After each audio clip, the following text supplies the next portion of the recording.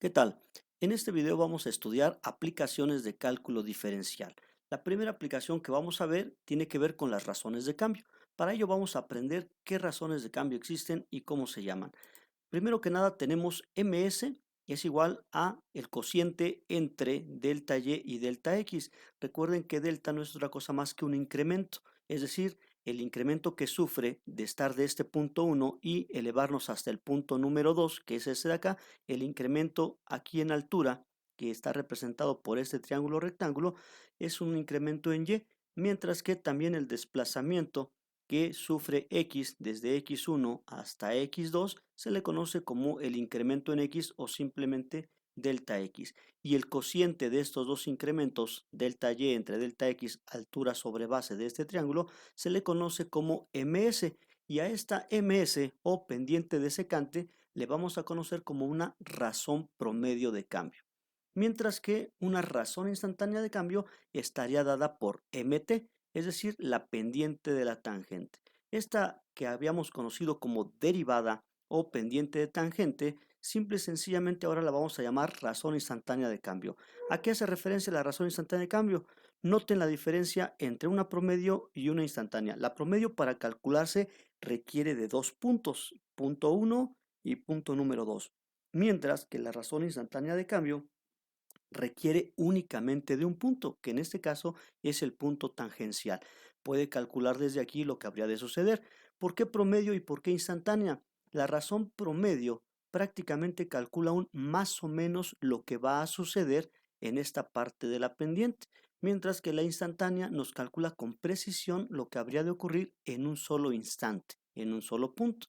Una forma de ver la razón promedio es con ms, y una forma de ver la razón instantánea es con derivada o mt. Bien, también podríamos decir que mt es igual a el límite de ms, es decir, si nosotros calculamos el límite de todas las secantes que se van aproximando desde este punto hasta este punto, obtenemos entonces mt. El límite de todas las secantes es igual a mt. O bien, dicho de otra manera, una razón instantánea de cambio es el límite de las razones promedio de cambio.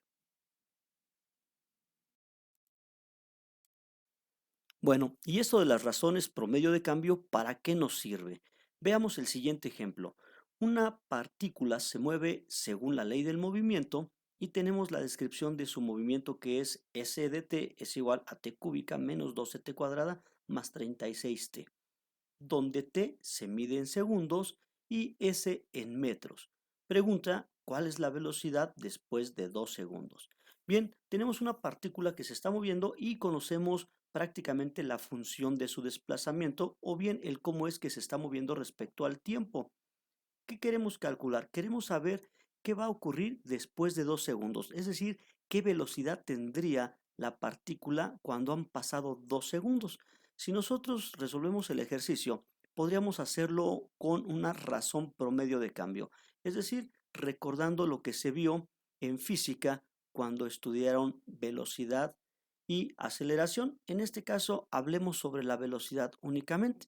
Una razón promedio de cambio podía ser precisamente esa velocidad. La velocidad se entiende como delta S entre delta T, es decir, el cambio que sufre su desplazamiento o su posición respecto al tiempo. Podríamos decirlo también que es la posición 2 menos la posición 1 entre el tiempo 2 menos el tiempo 1. A esto le conocemos como una velocidad promedio o simplemente es una razón promedio de cambio. Si nosotros calculamos la velocidad entonces de esta partícula con esta formulita, podríamos encontrar lo siguiente. Primero, entender que la función de desplazamiento s de t es esta que nos habían enunciado. Luego podríamos calcular entonces el desplazamiento en el punto después de los 2 segundos, es decir, dónde se encontrará esa partícula cuando han pasado 2 segundos. Simplemente vamos a reemplazar 2 segundos aquí en el tiempo y tendríamos que la s en el punto 2 o de 2 segundos es igual a 2 al cubo menos 12 por 2 al cuadrado más 36 por 2. Si hacemos operaciones tendríamos que es 2 al cubo es 8, 2 al cuadrado son 4, por 12 son 48 y 36 por 2 nos da este 72. Ahora bien, si sumamos todo, tendríamos 32. Es decir, la partícula después de 2 segundos se encuentra a 32 metros de donde estaba. Bien, calculemos entonces ahora la posición 1, es decir, cuando tiene 0 segundos. Exactamente en el tiempo 0, cuando la partícula apenas se va a empezar a mover, se encuentra en 0 metros. ¿Cómo lo obtenemos? Hacemos exactamente lo mismo que hicimos para 2 segundos. Reemplazamos 0 en el tiempo de la función de desplazamiento o de posición. 0 al cubo menos 12 por el 0 al cuadrado más 36 es 0 menos 0 más 0. Todo esto es igual a 0. ¿Qué significa? Que en el tiempo 0 la partícula no ha avanzado absolutamente nada. Está en el punto 0 y ha avanzado 0 metros. Mientras que cuando han pasado 2 segundos, esa partícula ya ha recorrido 32 metros. Luego, si nosotros calculamos tiempo 1, que era de 0, tiempo 2, que es de 2 segundos, podemos calcular entonces ahora sí la velocidad. Y decimos que la velocidad es igual a la posición 2 de 32 menos la posición 1, que fue de 0, entre el tiempo 2, que fue de 2 segundos, menos el tiempo 1, que fue de 0 segundos. Y con esto podríamos saber que la velocidad prácticamente es de 16 metros por segundo. Podríamos decir entonces que esta partícula se mueve de forma promedio, es importante entender esto, a una velocidad de 16 metros por cada segundo.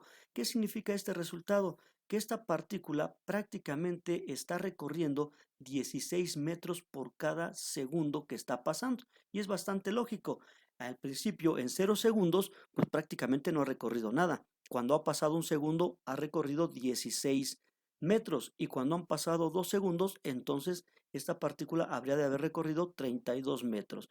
Parece bastante lógico, mas sin embargo, observen lo que nos está solicitando aquí el ejercicio. Dice, ¿cuál es la velocidad después de 2 segundos? Podríamos decir, bueno, pues en 2 segundos su velocidad prácticamente siempre es la misma. Entonces, en 2 segundos yo podría decir que lleva 16 metros por segundo. En un segundo podríamos decir que tiene 16 metros por segundo. Es decir, aparentaría o podríamos creer que la partícula se está moviendo a 16 metros por segundo en todo momento, o sea que su velocidad es constante, lo cual al parecer creo que es totalmente erróneo. ¿Por qué razón? Bueno, pues para esto nos sirven las razones instantáneas de cambio, en este caso la famosa derivada. ¿Cómo calcular la velocidad exactamente en los 2 segundos? Para eso necesitamos la derivada o la razón instantánea. Veamos, la razón instantánea puesta en la velocidad sería igual que la velocidad es igual a la derivada del desplazamiento, o sea, ds en dt o simplemente s' dt. Es el diferencial de desplazamiento respecto al tiempo. Simple y sencillamente, si nosotros sacamos la derivada del desplazamiento respecto al tiempo, tendríamos la velocidad. ¿Y cuál es la diferencia de esta velocidad a la velocidad que obtuvimos en este primer inciso en la razón promedio? Bueno, que esta velocidad que obtuvimos acá es un promedio de cómo la partícula se mueve. O sea, solamente nos sirve para darnos una idea de qué tan rápido se está moviendo esta partícula. Mas, sin embargo, si queremos saber exactamente qué tan rápido se mueve, tendríamos que calcularlo con una razón instantánea, en este caso con una derivada. Vamos, si nosotros derivamos, tendríamos lo siguiente. Primero la función decimos que es s de t igual a t cúbica menos 2t cuadrada más 36. Es la misma función. Y si nosotros sacamos la derivada de s de t, esta sería equivalente a la velocidad o v de t. Tendríamos entonces la derivada de t cúbica es 3t cuadrada. La derivada de menos 12t cuadrada serían menos 24t y la derivada de 36t serían simplemente 36. Entonces hemos derivado el desplazamiento o la posición de la partícula respecto al tiempo y lo que obtuvimos al derivarlo se llama velocidad, así como lo tenemos aquí en esta expresión. Velocidad es igual a la derivada del desplazamiento respecto al tiempo, son los diferenciales, es decir, la razón instantánea de cambio. Bien, ahora vamos a sustituir en la derivada esos 2 segundos para saber cuál es la velocidad exactamente cuando han pasado 2 segundos. A esto le llamamos v2, o sea, la velocidad en el punto de 2 segundos, cuando t vale 2. Si sustituimos este 2, tendríamos entonces 3 por 2 al cuadrado menos 24 por 2 más 36. Haciendo operaciones, tendríamos lo siguiente. La velocidad después de 2 segundos es 2 por 2, 4 por 3, 12. Menos 24 por 2 nos da menos 48 más 36. Hacemos las operaciones y tenemos simplemente 0. 36 más 12 son 48, menos 48, 0. ¿Qué significa esto? Que cuando han pasado 2 segundos, exactamente después de 2 segundos, la partícula tiene una velocidad de 0, no se está moviendo. Vean entonces cómo son resultados totalmente diferentes. ¿Qué fue lo que obtuvimos entonces en este primer inciso o en esta primera parte? Dice que la velocidad de la partícula es de 16 metros por segundo, pero ese es el promedio de velocidad con la que se mueve entre 0 y 2. Simplemente lo que estamos obteniendo es un promedio, un más o menos cómo se está moviendo la partícula. Pero exactamente en los 2 segundos observamos que la partícula no se mueve. O sea, si nosotros calculamos las cosas con razones promedio, lo único que obtendríamos siempre serían un más o menos, una idea de lo que está sucediendo. Pero si lo que quieres saber es exactamente o con mucha precisión lo que va a ocurrir en un instante determinado y no en todo un intervalo, necesitamos una razón instantánea de cambio, es decir, el uso de la derivada. Si tú derivas esto respecto a su dominio, en este caso la función es desplazamiento respecto al tiempo, si la derivas, obtendrías entonces esa razón instantánea de cambio de lo que estás buscando. En este caso se llama velocidad instantánea y tendrías con precisión la velocidad aquí. Si nosotros hubiésemos hecho la velocidad que lleva exactamente en un segundo, habría que reemplazar entonces un segundo de este lado. Si hacemos operaciones sería 1 al cuadrado es 1, por 3 son 3, menos 24 por 1 son menos 24, más 36. 36 más 3 son 39 y si le restamos los 24, observamos que nos daría 15. Es decir, que exactamente cuando la partícula está o ha pasado un segundo, esta se mueve a 15 metros por segundo. Entonces, fíjate, a 0 metros, prácticamente según este inciso 1, o bien cuando calculamos con razón promedio de cambio, vemos que la velocidad sería de 16, en un segundo de 16, en 2 segundos de 16. O sea, todo el tiempo desde 0 hasta 2 segundos, la partícula se mueve a 16 metros por segundo según este ejercicio. Pero si lo calculas con precisión, te das cuenta que en 2 segundos es de 0 su velocidad, en un segundo es de 15 metros por segundo. O sea, esta partícula se mueve con una variación de velocidad tremendísima. Si nosotros calculamos exactamente en 0 segundos a qué velocidad se está moviendo la partícula, sería sustituir el 0. Si reemplazas el 0 acá, te darías cuenta que 0 al cuadrado es 0, por 3 es 0, 24 por 0 es 0, más 36 es igual a 36. O sea, que la velocidad de la partícula en el inicio de todo el desplazamiento, o sea, desde el tiempo cero, es de 36 metros por segundo. ¿Qué significa esto? Que la partícula arranca con una velocidad muy grande y poco a poco se va frenando hasta llegar a cero después de los 2 segundos, mas no lleva una velocidad constante como nos haría suponer esta primera parte del ejercicio. Luego entonces, en concreto, ¿para qué nos sirven las razones instantáneas de cambio? Para calcular con precisión lo que está ocurriendo en algún fenómeno que queramos estudiar. De ahí que la derivada sea de suma importancia para poderlo aplicar en problemas de contexto como por ejemplo este. Veamos un ejemplo número 2. Dice así, un trozo de alambre no homogéneo de 4 metros de longitud distribuye su masa con la función m de L es igual a raíz de L, donde L se mide en metros y m en kilogramos. Determine la densidad lineal en la mitad del alambre, es decir, en L igual a 2 metros. Bien, miren, aquí en este problema nos pide hallar la densidad lineal que tiene un alambre en un punto específico. Mas, sin embargo, lo podemos calcular nuevamente de dos maneras.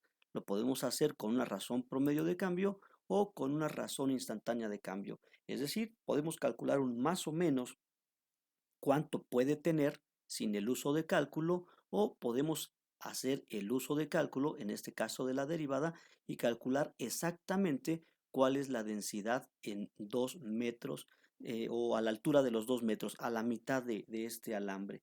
Vamos a empezar con la razón promedio de cambio. Primero, tenemos que entender que la densidad se calcula con la expresión de delta L entre delta M, perdón, entre delta L. donde m es la masa y L es la longitud, es decir, cuántos kilogramos por cada metro habría de tener prácticamente esta barra o este trozo de alambre. Delta M no es otra cosa más que, como ya lo hemos visto, la diferencia entre el punto 2 y el punto 1. Es el incremento de masa, o sea, qué masa tendría en el punto 2, qué masa tendría en el punto 1 y sacamos la diferencia de ella.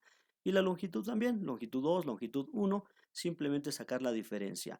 Luego entonces, la función de masa dice que es la raíz de la longitud, que así es como se distribuye la masa en este alambre. Para ello vamos a calcular primero entonces la masa en el punto número 2, o sea, en un extremo del alambre o de esta varilla. Dice que en el extremo exactamente a los 4 metros tendría la raíz de 4, o sea, 2 kilogramos. Exactamente en aquel extremo tiene una masa de 2 kilogramos. Veamos qué pasa en el otro extremo, o sea, en cero. Cuando estamos al otro lado del alambre, vemos que si calculamos ahí en la posición 0, ponemos raíz de 0 y entonces nos dice que es igual a 0 kilogramos. O sea, cuando la longitud es 0, su masa es de 0, digamos que es en el inicio del alambre. Y en el final de este alambre, cuando la masa es de 2, perdón, cuando la longitud es de 4, dice que su masa es de 2 kilogramos. Entonces ya tenemos aquí la masa en los dos puntos que vamos a necesitar para sustituirlos en esta expresión más adelante. Ahora tenemos que la longitud 1 entonces es de 0 metros y la longitud 2 es de 4 metros, que es el punto 1 y el punto 2. Entonces ya tenemos completo todo esto. Podemos calcular luego entonces la densidad.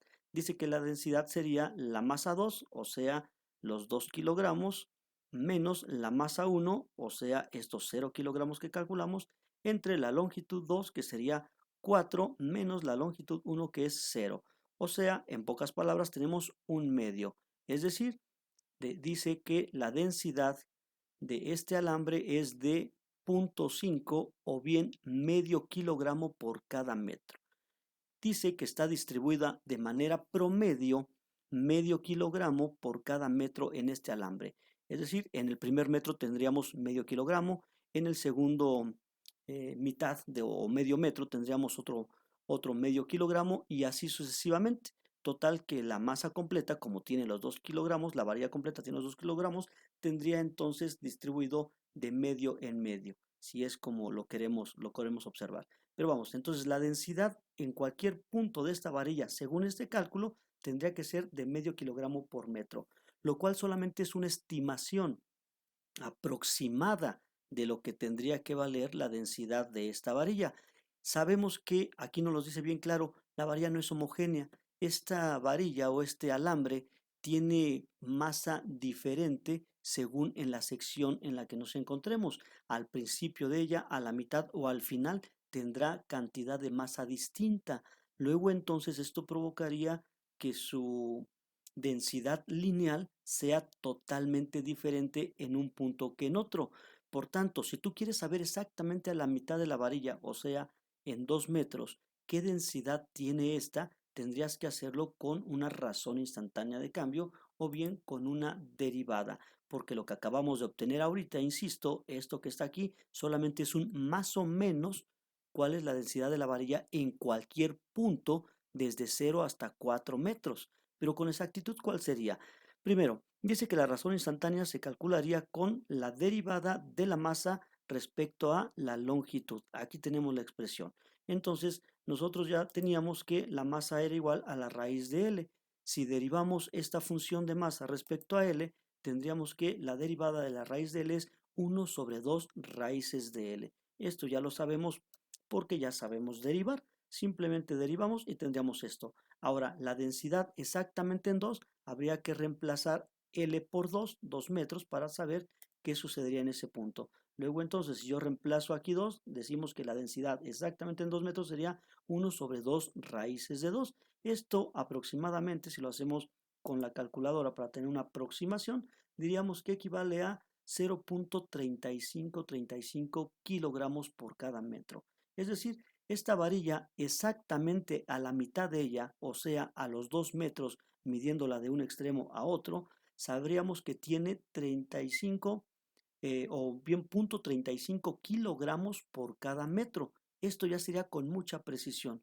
mientras que si nosotros nos quedamos solamente con el cálculo que habíamos hecho del promedio, aquí vemos que nos está dando un poco más de lo que realmente tiene. Dice que en promedio tiene medio kilogramo por cada metro en cualquier sección de la varilla, cuando sabemos que realmente esta varilla tendría diferentes densidades en cada punto de ella. Y obviamente la varilla tiene infinito de puntos para calcular, por lo tanto tendría infinito de densidades en cada instante, o bien en cada lugar de este alambre.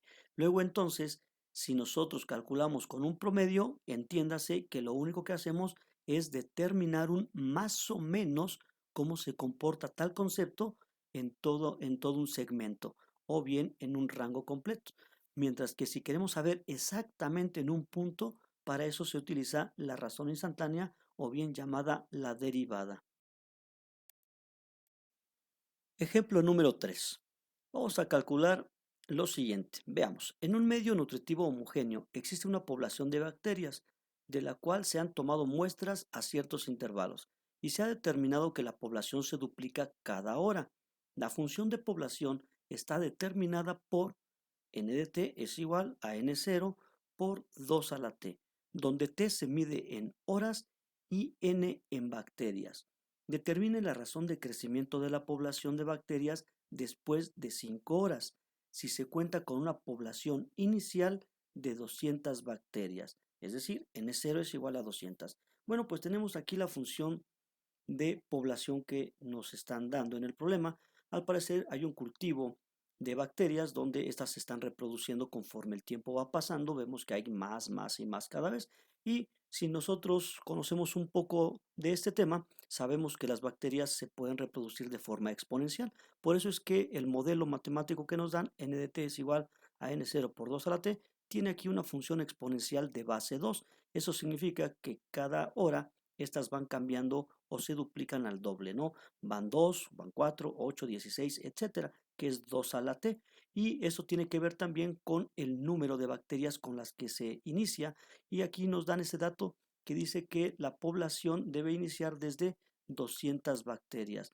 Es decir, tendríamos que n de t es igual a 200 por 2 elevado a la t, porque n0 es 200. Iniciamos con esas 200 y por cada hora que vaya pasando, entonces sería cosa de reemplazar aquí en el tiempo las horas, hacer las operaciones y tendríamos eso. Por ejemplo, en una hora tendríamos, si sustituyo un 1 aquí en t, 2 a la 1 es 2 por 200 es igual a 400 y así sucesivamente. Simplemente se van a ir reproduciendo de manera exponencial. Y entonces lo que nos está pidiendo es no cuántas bacterias habría, sino más bien la razón de crecimiento de la población. O sea, qué tan rápido están creciendo, cuántas bacterias por hora están creciendo. Y bueno, el crecimiento sería totalmente diferente en cada punto de esta población o de este fenómeno. Al principio habrían de crecer muy pocas y conforme más pasa el tiempo, cada vez van a crecer más y más, porque entre más bacterias haya, obviamente el crecimiento será mucho, pero mucho mayor. Se llaman crecimientos exponenciales. Por eso tenemos este modelo. Bueno, y podríamos resolver el ejercicio de dos maneras nuevamente. Podríamos obtener una aproximación de más o menos qué tan rápido está creciendo, o bien podríamos calcularlo con mucha precisión qué tan rápido está creciendo en cada punto del tiempo, que en este caso es el que está corriendo en el problema. Entonces podemos hacerlo de las dos maneras. Más sin embargo, no lo voy a hacer ya con aproximaciones. Vamos a resolver este ejemplo ya únicamente de manera precisa, o sea, con exactitud, es decir, razones instantáneas de cambio, o bien con derivada. Luego entonces, tenemos que la función de población respecto al tiempo es 200 por 2t. Si nosotros queremos saber la rapidez con la que aumenta la población, es decir, dn en dt, tendríamos que obtener entonces la famosa derivada. Es decir, el diferencial de la población respecto al tiempo tiene que ver con qué tan rápido está creciendo. Aquí nos dice claramente n respecto a t, cuántas bacterias por hora están incrementándose. Entonces es una razón de cambio. De hecho, la estamos considerando como una razón instantánea de cambio. Por lo tanto, Vamos a derivar n de t para saber esta velocidad. Si yo la derivo, encontraríamos la velocidad en cualquier punto t. Ya nada más sería cosa de sustituir el momento que nos están pidiendo, que en este caso el instante en el que nos solicitan es de 5 horas. Entonces vamos a calcular la derivada. Es una función exponencial y tiene una constante acá, por lo tanto tenemos el caso del múltiplo constante. Sabríamos entonces que la derivada es igual a n' de t es igual a 200, se queda en su lugar por ser la constante y va a multiplicar a la derivada de la función. Si nosotros derivamos 2 a la t, tendríamos que es ella misma por el logaritmo natural de su base. En este caso su base es 2, por lo tanto logaritmo natural de 2. Ya la tenemos derivada. Esto que acabamos de obtener en esos momentos es la razón a la cual está creciendo la población de bacterias respecto al tiempo, pero lo tenemos en un tiempo t cualquiera. Si nosotros queremos saber exactamente después de un tiempo específico, sería cuestión de reemplazar. Como en este caso nos están solicitando saber qué va a ocurrir exactamente después de 5 horas, qué tan rápido se mueve. Para eso simplemente vamos a reemplazar 5 en lugar de t. Aquí en la expresión tendríamos 200 por 2 elevado a la 5 por logaritmo natural de 2. Si hacemos estas operaciones, 2 elevado a la 1 es 2, a la 2 es 4, a la 3 es 8, a la 4 16, a la 5 serían 32. Por 200, esto sería igual a 6400. Si esto lo multiplicamos por el logaritmo natural de 2, que es un irracional, tendríamos más o menos, si lo hacemos en la calculadora para tener una aproximación de este valor, tendríamos que salen 4436.142 bacterias por cada hora. Es decir, encontramos que exactamente después de la hora 5 o cuando han pasado 5 horas, las bacterias están creciendo a una velocidad de 4436 bacterias por hora. ¿Esto cómo lo podríamos interpretar? Que si dejamos pasar una hora más, es decir, de la hora 5 a la hora 6, habrían de incrementarse 4436 bacterias más a lo que se tenga ya en la hora 5. Si nosotros calculamos cuántas bacterias habría a la hora 5 con la función que tenemos aquí arriba y calculamos esta derivada, entonces le sumamos esto a lo que resultara de ahí y tendríamos prácticamente cuántas bacterias habría en la hora 6 de una forma aproximada. Pero vamos, esto nos sirve para saber exactamente cuánto está creciendo en un instante terminado. ¿Y por qué les digo que tendríamos eso en una forma aproximada? Porque obviamente lo que calculamos es en la hora 5, pero en la hora 5.1 o bien 5 horas con 30 minutos, 5.5, pues el cambio sería diferente. Por lo que veo, como es una función exponencial, entre más pasa el tiempo, la velocidad de crecimiento cada vez es mucho, pero mucho mayor. Va creciendo obviamente de forma exponencial. Bueno, pues ese es otro ejemplo donde hemos utilizado nuevamente una razón instantánea de cambio. Aquí la tenemos, una razón instantánea de cambio o bien llamada derivada, para encontrar algo, en este caso, el crecimiento de una población de bacterias en un tiempo determinado. Veamos un nuevo ejemplo.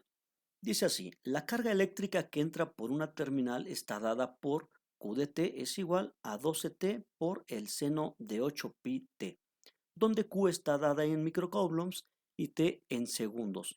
Determine la corriente eléctrica que fluye en el instante de t igual a 0.5 segundos. Bien, es un ejemplo de electricidad y magnetismo. En este caso nos solicitan calcular em, la corriente eléctrica que está fluyendo por el circuito, o en este caso en la terminal que tenemos aquí enunciada. Bueno, para ello recordemos primero la expresión de corriente eléctrica. Sabemos que la corriente eléctrica no es otra cosa más que el flujo de electrones por un determinado conductor. ¿Cómo van fluyendo respecto al tiempo? Es decir, la cantidad de carga respecto al tiempo. Lo podríamos expresar como una razón de cambio. En este caso, una razón instantánea de cambio. La razón de la carga respecto al tiempo, o lo que es lo mismo, la derivada de la carga respecto al tiempo. Si nosotros derivamos la carga respecto al tiempo, tendríamos entonces la corriente eléctrica. Corriente eléctrica es igual entonces a derivada de Q respecto a T. Y si se dan cuenta, este ejercicio también lo podríamos resolver con una razón promedio de cambio.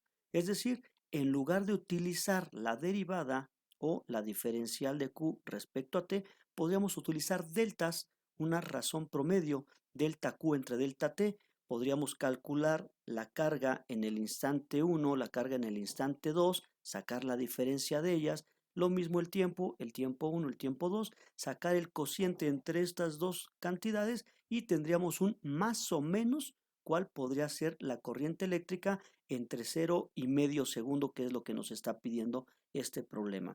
Podríamos hacer eso y calcular un más o menos. Más sin embargo, ya aprendimos cómo hacer eso, no lo vamos a hacer, vamos directamente a lo que nos interesa, que es calcularlo con derivada, o sea, con precisión y exactamente en punto 5 cuánto sería la corriente eléctrica, que es para lo que nos sirve el cálculo diferencial para este tipo de aplicaciones. Entonces, vámonos directamente a ello. Luego, entonces, la corriente eléctrica, sus unidades habrán de ser los amperes, dado que coulombs por segundo o bien coulombs sobre segundo son amperes. El ampere es una unidad precisamente de la cantidad de carga respecto al tiempo. Es una razón de cambio.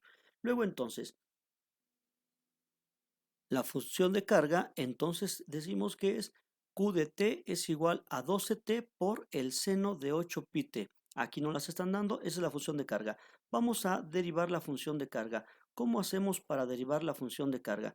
Bueno, primero que nada veamos qué tipo de función es la que tenemos. Su derivada se va a llamar corriente eléctrica entonces, I de t.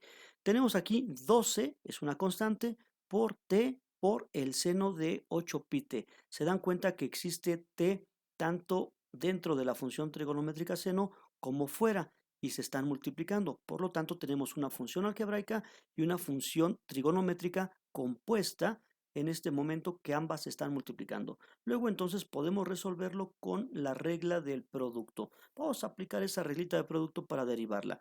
Diríamos que primero 12 se va a quedar en su lugar porque es una constante y afecta a todo, un múltiplo constante ahí.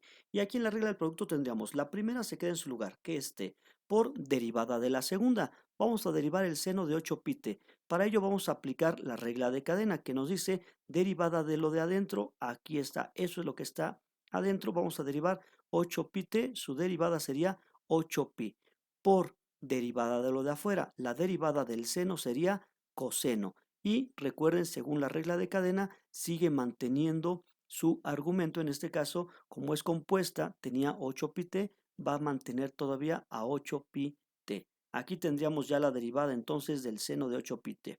Bien, ahora vamos a continuar con la regla del producto. Llevamos la primera por derivada de la segunda y luego dice que es más la segunda, dejamos exactamente igual esta parte de seno por derivada de la primera y la derivada de t es 1. Luego entonces queda tal cual. Todo está multiplicado por 12. Ya tenemos aquí la derivada. Vamos a simplificar nada más la función, que en este caso se llama función de corriente eléctrica, puesto que ya es la derivada de Q. Bien, simplificando la expresión tendríamos función de corriente es igual a, si aquí nosotros simplificamos un poco, tendríamos 12 por 8, 96 pi t coseno de 8 pi t, más 12 por seno, tendríamos 12 seno de 8 pi t. Simplemente lo que hicimos en este paso fue multiplicar 12 por cada uno de estos términos y obtuvimos precisamente aquí 96 y aquí 12. ¿Qué podemos hacer ahora? Bueno, pues simplemente ya tenemos simplificada la expresión. Ahora, una vez que ya hemos simplificado, podríamos calcular la corriente eléctrica en cualquier instante de tiempo. Se dan cuenta que esta expresión nos da la corriente eléctrica para un tiempo determinado t, o sea, para cualquier tiempo. A nosotros nos está solicitando el ejercicio calcular la corriente eléctrica exactamente cuando han pasado 0,5 segundos. En ese instante de medio segundo es donde nos lo solicita. Por lo tanto, vamos a reemplazar medio segundo en la función. Tendríamos que I de 0,5 o corriente eléctrica de 0,5 segundos sería igual a, y lo único que hacemos es reemplazar todas las t que tenemos en la función por 0,5. Aquí teníamos una t, la hemos reemplazado. Aquí teníamos otra t, también la reemplazamos. Y aquí teníamos otra t, también la reemplazamos. Queremos calcular entonces la corriente para 0,5. Bueno, ahora hagamos operaciones. Si nosotros multiplicamos, tendríamos lo siguiente. Aquí dejamos todo exactamente igual. Primero vamos a simplificar el coseno.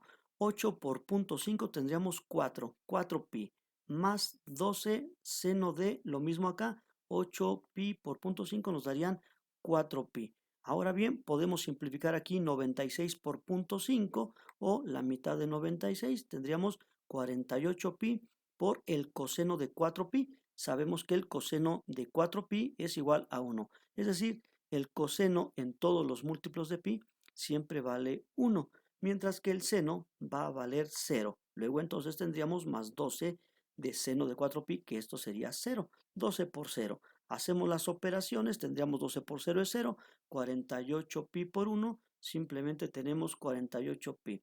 O bien, el resultado sería 48pi microamperes. ¿Por qué microamperes? Bueno, se supone que teníamos la carga dada en microcoulombs y recuerden que coulomb por segundo equivale a amperes, por lo tanto microcoulomb por segundo serían microamperes.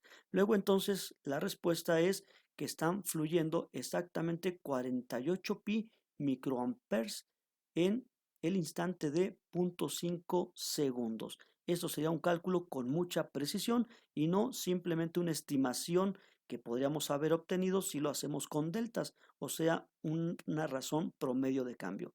En lugar de ello, hemos decidido hacerlo exactamente y eso es lo que hemos obtenido.